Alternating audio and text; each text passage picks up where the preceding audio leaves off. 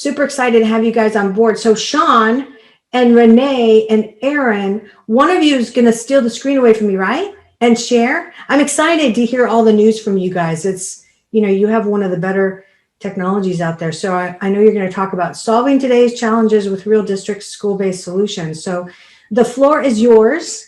Shawn, you're going to have to unmute. We see you on camera though. Yeah, so thank you. But yes, Renee's going to start, but thank you so much, Renee. Welcome. Okay. Great. Thank you. Is everyone having lunch right now too at this time? Is this a lunch hour for everybody? Well, hopefully you're all enjoying your time together. Leilani, it's so great to see you again. We haven't seen each other since in person, I think in Seattle last time, but it is great to be here. So I am going to share my screen. I think you might need to stop sharing, Leilani, in order for me to share. Thank you. Perfect. I will go ahead and get my PowerPoint up and ready to get started with our presentation today. I thank you all for having us. Shawn and I will be back and forth kind of chatting with you all today. We're going to talk a lot about this idea of what are some of the problems schools are facing with, particularly right now, this past year, things have changed. And as we're looking forward, not just back at what has occurred this past year, but really thinking forward. And a lot of what we're thinking forward to are things we already knew, things that you all at the Learning Council and Leilani has been talking about for years in these sessions and these opportunities for discussion and growth towards the idea of blended learning and digital, really taking care of that digital divide and helping to foster digital solutions in schools. So I'm going to start today by talking kind of a little bit about two of the areas that we are looking forward to trying to solve for. And these really are not new to Achieve 3000. They're not new to schools. They're a lot of the same things we've been talking about for years, but it's just bringing it more to awareness right now. We know that this increased learning loss is probably going to be a little bit more dramatic when school starts again in the fall. We know that that's happening right now with our students. A lot of them are at home. A lot of them are learning virtually for the first time. A lot of them have some technology difficulties, and a lot of them just may not have the support that we would hope they do at home from an educational standpoint. So where we thought the gap may have been right about here, we're looking at an increased learning loss that we want to be able to try to capture and support for students as quickly as possible to get them back on track.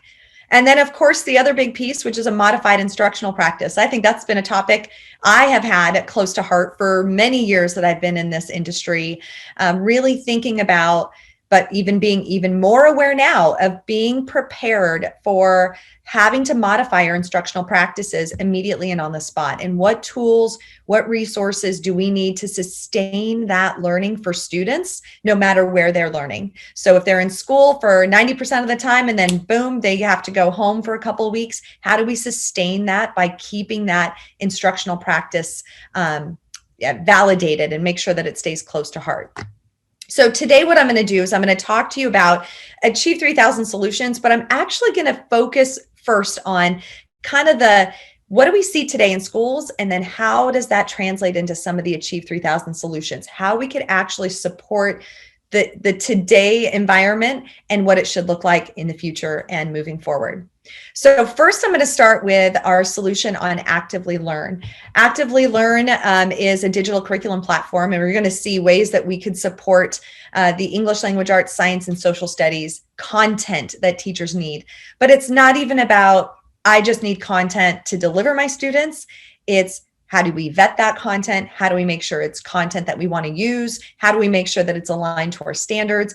And most importantly, probably an awareness we all had this year, is how do we engage students in the content? How do we make sure they are actively learning as they're engaging with that content? So we'll talk a little bit about that, but the way I'm going to approach Actively Learn is by actually showing you a homework assignment that I found in my son's backpack last year. So I pulled out his English language arts classroom folder, and this was prior to COVID. So this was 2018, 19, probably, when I pulled this out of his backpack. But what he had was a packet of the Kate Chopin short stories, 3 of them. And then he had attached to that, at the front of it, was this worksheet. It has directions. Answer all of these questions on a piece of paper in complete sentences, or you can type your answers. But attached to that packet, he had to read The Story of an Hour, A Pair of Silk Stockings, and Desiree's Baby. And he had to answer these questions to all of those short stories. This was his result. It's a little dark. You don't have to see his answers here, but his teacher went through and highlighted some good key areas, check marked those. Now, did she check mark those as, I highlighted it because you're missing a couple things, but I'm going to give you credit? Or did she highlight it to mean, great job, this was a really good point? Don't really know what she meant by this, but at least my teacher annotated a little bit and gave me some check marks. I have my grade here. And then here's the quiz. After they did those short stories, then they moved on to The Awakening, and they read The Awakening. And actually, before they read The Awakening, they needed to complete this quiz on these short stories to understand the symbolism. And you'll notice that my son here got 16 out of 20 on this part and missed a couple of pieces. And now, again, my teacher's annotating a little bit for me. Why is it still a birdhouse? And then not only that, my son actually missed one of the symbolisms of the sea, because there's something that comes after how the sea represents the water of the drowning. So did he pick up that piece? He kind of missed a little bit of it. But guess what? This was still stuffed in his backpack even last June when school was out. This had not been an assignment.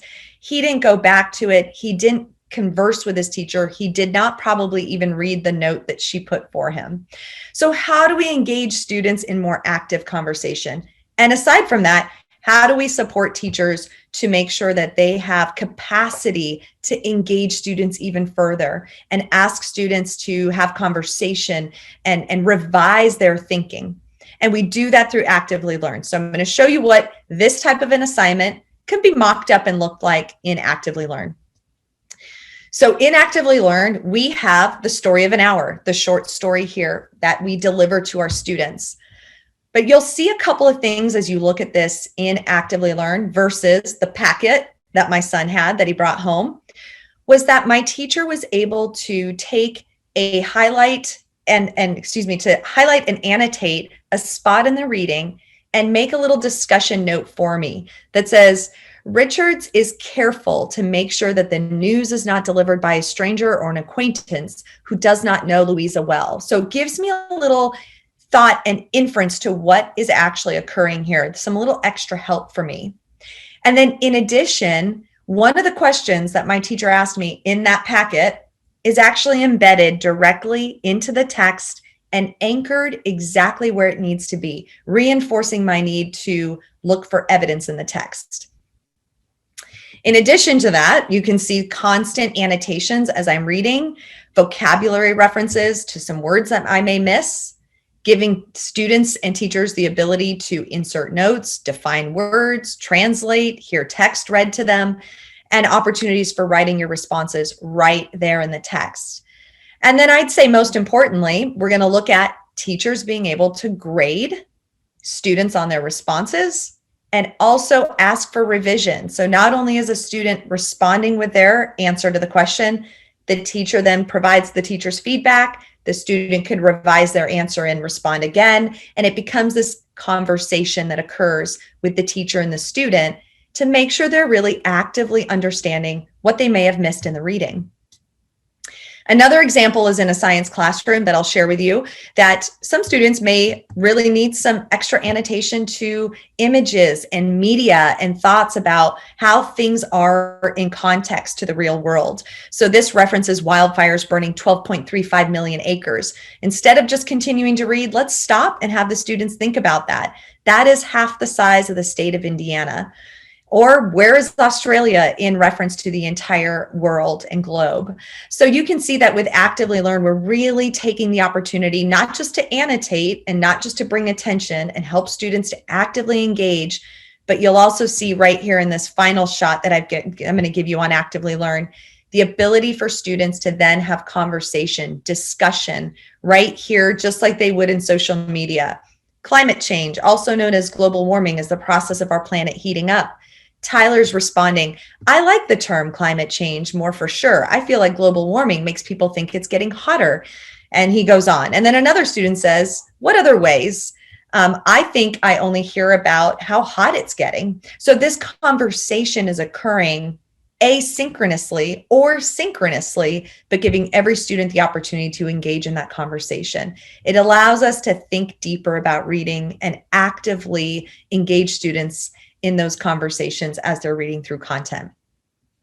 So I'm not going to go any much further into that. I know we're short on time, and I want to get to my next problem that we face in the classrooms and with schools. But before I do that, I just want to pause and say one more thing on Actively Learn. I did show Kate Chopin's short story. I'm showing you here an article that was written about the endemic species being threatened due to the Australian wildfires.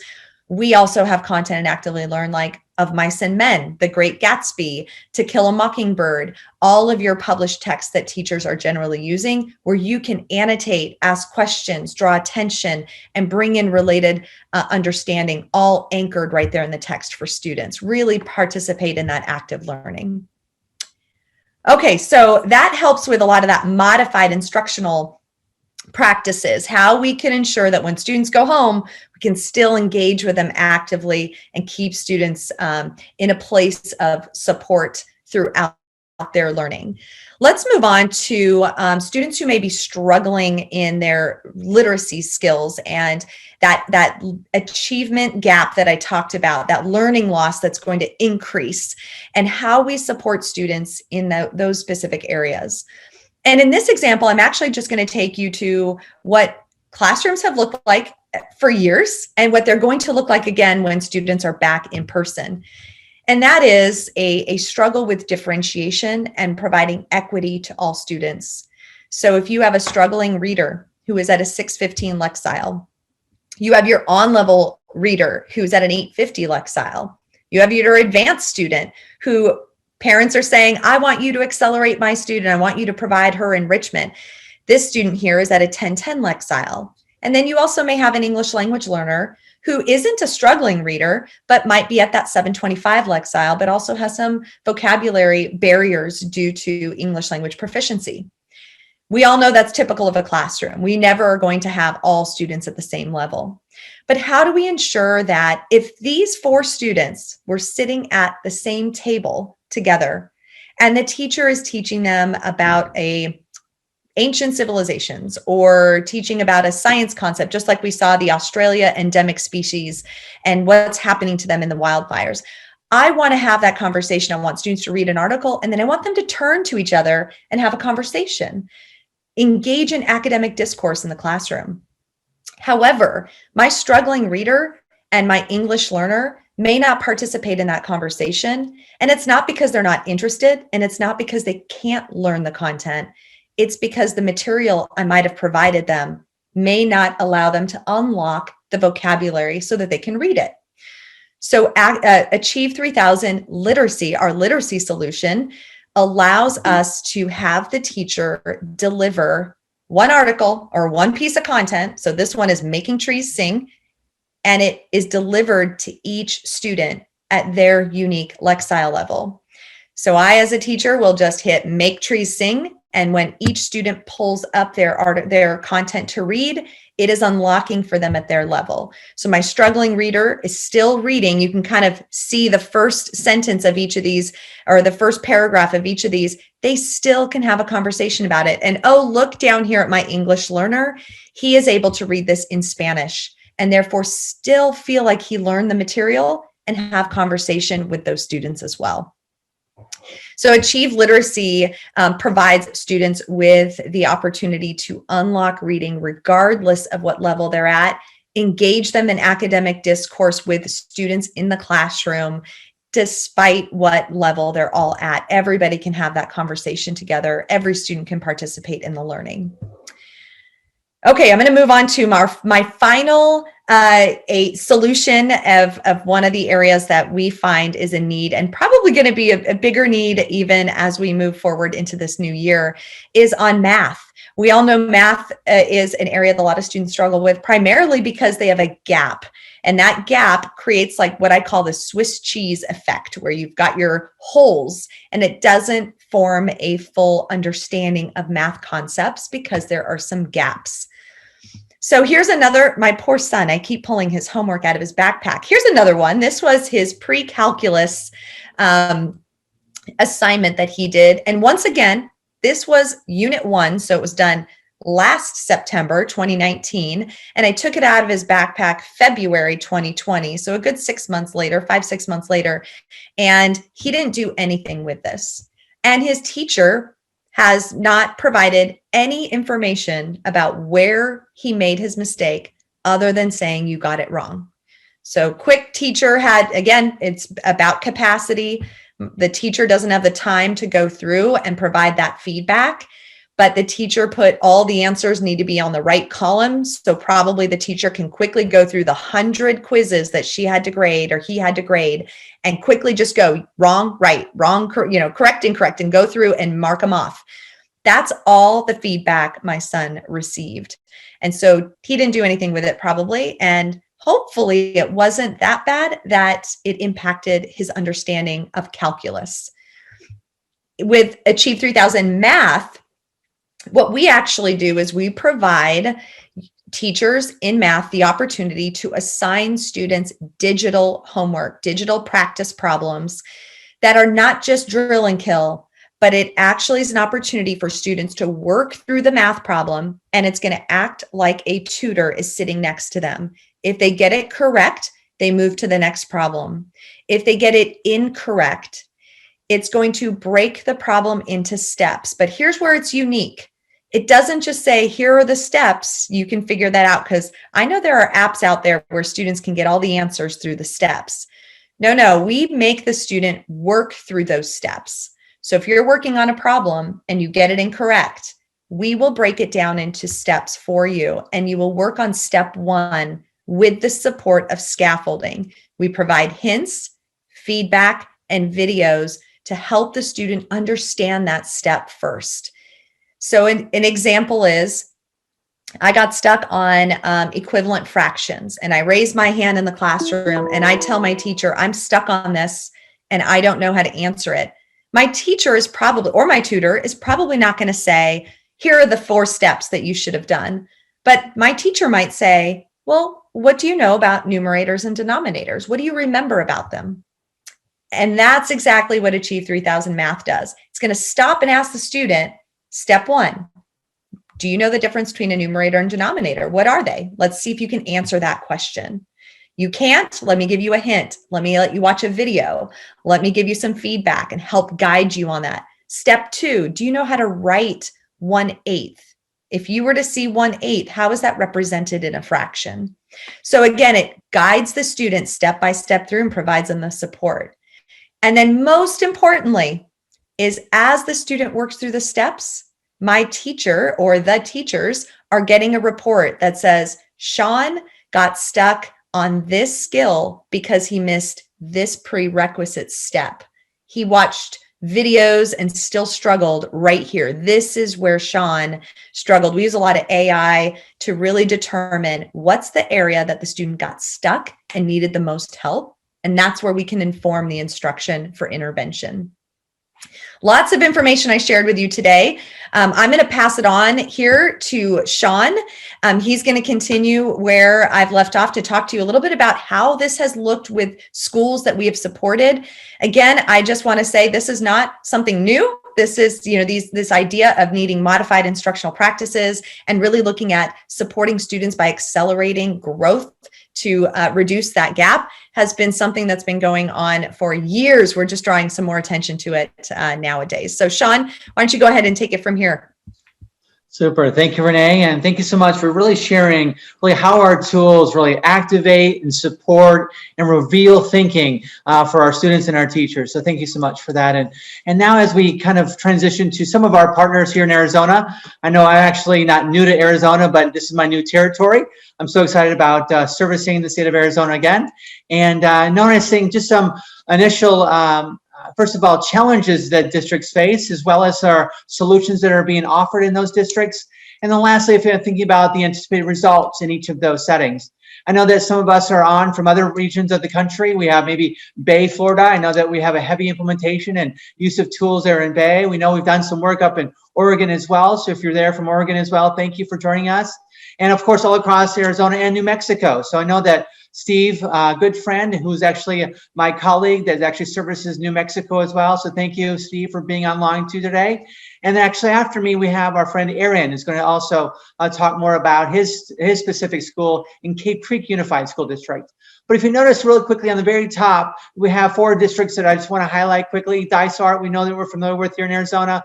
Liberty Elementary School District, which is kind of in that western corridor. We also have Phoenix Union High School District. And then I just also wanted to mention one other district that you might be familiar with, Park County School District, and the use of their tools up actually in Nevada.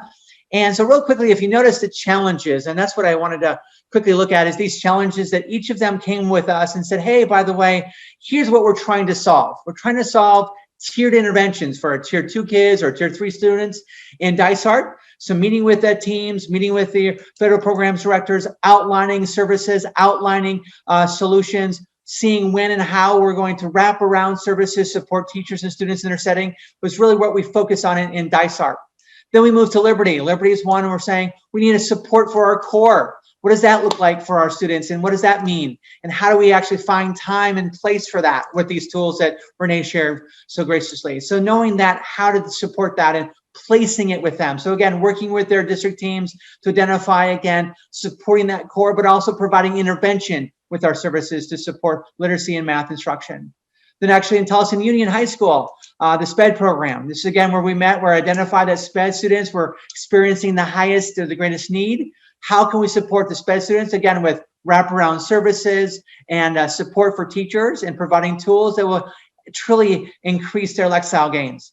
And then, of course, again, like many of us here in Arizona, not only just dealing with core support and intervention, but also the ELL supports, knowing that that's a big population of our students. We've got specific tools to meet the ELL population as well. So whether it be dual language in Tucson, which I'm going to be there again tomorrow, or face-to-face tomorrow on a Zoom with you folks in Tucson, knowing that that's also happening in districts across Arizona and New Mexico as well. So knowing that these are the challenges the schools come to us with, and we problem solve and together begin to identify how do we help meet the needs? What are the problems we need? What are some instructional solutions outside or that are tied to our solutions that can support greater gains? So if you also notice on the bottom, it's just not about Lexile gain, but it's also important that it's tied directly to your state assessment. So of course in Arizona, we have the AZM2, which is our state assessment. We know that of course in Nevada, you have the SBAC assessment. We know in New Mexico and Colorado, you have other state assessments as well. So knowing that our results are also tied really closely to your state assessments. In fact, we actually just did a study with a charter group here in Arizona called ALA that I know that public schools are like, no. But at Arizona, we actually identified that with that correlation, we have a correlation of 0.84 correlation to the state assessment when using our tools. And so we're able to see those gains not only within our tool, but also evidenced by the Arizona State Assessment as well. So just wanted to share a little bit more about those settings. I wanted to also transition to our friend Aaron. I know that Aaron and his team at actually the Desert Sun Academy and Cape Creek Unified School District's been using our tool for quite some time. I know that you might know a little bit about that district and the acceleration that's needed at that setting. So my friend Aaron's going to share a little bit more about his kind of passion of how to motivate teachers and utilize some frameworks that he's done so well. So Aaron, please take it away and I'll stop sharing. All right, thanks, Shawn. I appreciate it. And just wanted to introduce myself. My name is Aaron Bagwell. I'm here in Cape Creek, Arizona. I also did some work in Peoria Unified School District as well. I've been a principal now going into my 4th year. I was assistant principal in Peoria for about 5 years before that.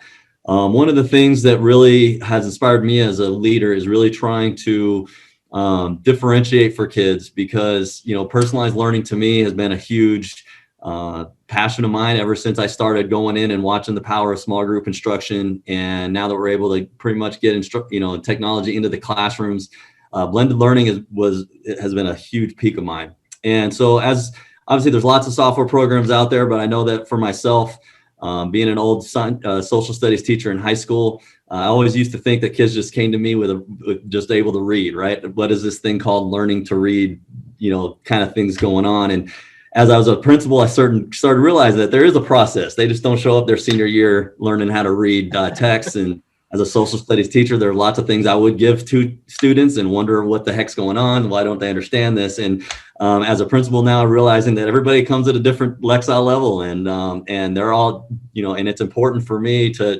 try to get information to kids at their level, because that obviously will increase their motivation to want to learn. And watching kids use Achieve 3000, it's really been a powerful experience for me, in that you see kids who don't like to read. It was hard for them to read. They're not getting anything out of it. And all of a sudden they read an article in Achieve 3000 that's at their Lexile level. It challenges them just the right pace. And all of a sudden they want to read another one and another one and another one. And when my teachers really started using it with fidelity, the amount of articles that were being read in each class was blowing me out of the water. And so, like Shawn was saying, I've used a different strategy. I use something called staff notes, where I send out something to my staff every single week. And I've basically, knowing what I know about Achieve 3000, it's not a plug and play. So it's really important that the teachers are using it to fidelity. And it's not something that, okay, guys, go over to the corner, get your Chromebooks out and start using Achieve 3000. The teacher has to be very diligent and using it in certain ways. And I know my teachers really enjoy the offline tools as well as the online tools. The way it can target instruction is I hear about it every single year in regards to, are we going to get Achieve 3000 again this year? And I definitely go to bat for them every year, because I really, as a principal, enjoy looking at the numbers and watching the kids grow. But the teachers really enjoy the differentiation that it allows for them to get kids talking, to get kids enjoying reading and up the line. So my goal when I was looking, how do I get teachers to want to continue to use it? And we're in a mode right now where it's just kind of like, we know what the numbers we're looking for, but that hasn't always been the case. And so when I was looking to create these staff notes and sharing out information, a couple of goals I had is, I wanted to bring a collaborative culture. It wasn't necessarily, hey, you're better than, 3rd grade, you're better than 5th grade, 6th grade, you're better than 3rd grade. It wasn't one of those things. It was trying to keep everybody accountable in hitting the benchmarks that we decided as a group that we wanted to hit. Achieve 3000 has certain recommendations, like 2 articles a week and things like that. But for us, we wanted to be, how do we push ourselves? How do we make attainable goals? And then being the principal, I get to see the whole picture from the whole school. And so I can share that information with the staff in regards to how are we doing, not only in each grade level, but as a school as well. And so I will just kind of real quickly share what I sent out last week with everybody. Sorry, my email is up. I will have to switch that real quick.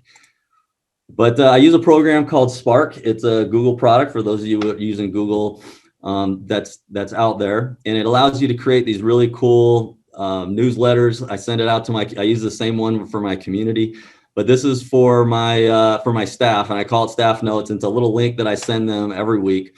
And so I just have my strategy on here is, here's just a picture of the front of our school.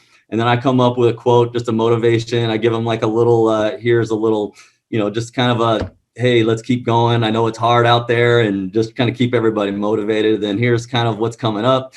Here's any news that we might have. This is where I put any instructional, like for personalized learning strategies and things of that nature, and on down the line. And then here's kind of where the data piece comes in. So we have Imagine Math. And so here's where I have all that, but I'll just kind of skip down to where I have Achieve Get Started. And so a couple things. Achieve 3000 recommends doing 2 per week. And so you can see that last week we've had a lot of kids wanting to read. So I share that last week we were at 1.9 on average as a school. And this week we ended up at 3.64 articles per student. And then I broke it down by grade. So you can see here, we're a K-6 school, and we start in 3rd grade. So I share these how we're doing in each grade level. And you can see they're all at different spots. However, I just said, hey, let's make sure that we're over 2, just to make sure that we're continuing the fidelity that that Achieve 3000 is recommending. And then a couple of just school-wide, this is just a number. It's not necessarily a recommendation, but it's just something after watching it for a few years. Hey, this is where we want to push ourselves. And you can see we just missed it last year. So our goal is to get there this year. And we're doing pretty good at the halfway point. We're sitting around 5,600 activities completed at 75% or better. And so we are tracking that every week. I let them know, and on each grade level who's helping us out toward that number. Average score is listed in here. And then at or above grade level. So this is one thing that was really important to me as a principal. I thought to myself, wow, how cool it would be to tell my superintendent that 50% of my kids in grades 3 through 6 are at college and career ready, which in Arizona, that's kind of the career, what our standards are called. And, I find a really good correlation that if kids can read at their grade level, they're probably going to do pretty well on any assessments they may have to take that I'm accountable for. And so I thought it'd be really neat to get there. Last year, we were at 44.2. We were moving right along, and then the pandemic hit and it kind of slowed us down a little bit. But you can see that we're already at 41.8. And so I'm really excited. I told them, the groups right here that we got 8% more, and we're going to hit our goal of getting to 50%, which is something we've been working on for 3 years. And then I finish up here. This Lexile goes up once a month. So this is where we're at after the month of December. And so I want us to try to get to that 100 Lexile level. And so here's averages K6, or sorry, not K6, 3-6, as far as how we're doing as grade levels and how we're doing as a school. And so, like I said, I update this each and every week for the teachers. And what I do find is that teachers really do share this with the kids. They're kind of talking to each other. They have their, they're wanting to hit these certain benchmarks as well. And we talk to them on an individual basis. And I don't know, it's been a real good success for my school. And, I can't say how much this program in particular does a great job as far as differentiating for kids and also supporting teachers with their ELA instruction. So I think that was what you wanted me to cover, right, Shawn? Is there anything else that I missed? No, perfect. Thank you, Aaron, for joining us tonight. I really appreciate it. And I know that thank you, Renee, as well, for doing such a great job of sharing our tools. And so again, if you think about wanting to dive deeper and knowing more about how your tools can support the challenges that you're facing every day, please reach out to myself here in Arizona, Nevada, or again, our friend Steve, actually in New Mexico or Colorado. And we want to say thank you so much. And Liana and Doug, thank you. Very welcome. Anytime. Thanks, everyone. Great to see you, Leilani. Hope to see you again soon. Yeah, great to see you guys too. It's so exciting when people show what software can really do now. It's nice to know what's going on inside there, because we had 50% of the schools in America just join the fray during the pandemic, right? And the first thing that most of them do is what everybody else did when the whole thing started. They like devices everywhere, Wi-Fi cards and blah, blah, blah. And then they face plant into software complexity because they realize you can't Google Docs and Zoom your way to glory only. You got to have stuff that does some work for you. This is doing some work for you as a teacher. It's elevating your human teachingness, which is what you want technology to do. You don't just want to overwhelm people with massive volume of chat and email and, trying to teach to 2 different modalities all day. It's ridiculous. So glad to have you guys here, and I'm delighted with your technology. So thanks for being here. And Aaron, good job with all those kids. It's awesome. Thanks. Thank you so much. Yay. Okay.